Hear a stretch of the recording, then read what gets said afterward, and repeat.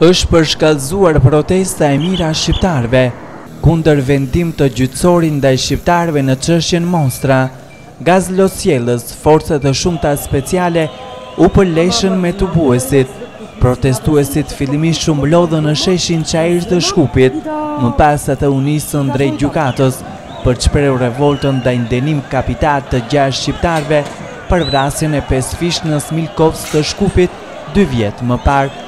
Me të mbritur, protestuesit filluan të gjuajnë me gur ndaj godinës së gjykatës dhe policisë, por ndeshën në reagim të ashpër të forcave të shumta policore.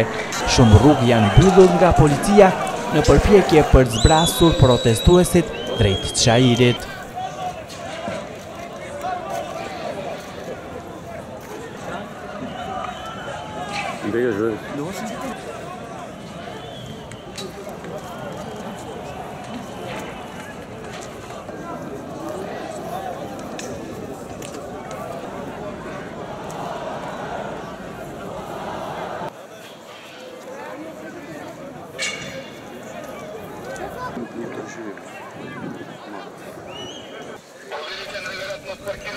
Policia nuk ndaloi as në lagjet e vogla dhe rrugicët e lagjës së Serovës dhe Çajirçanës.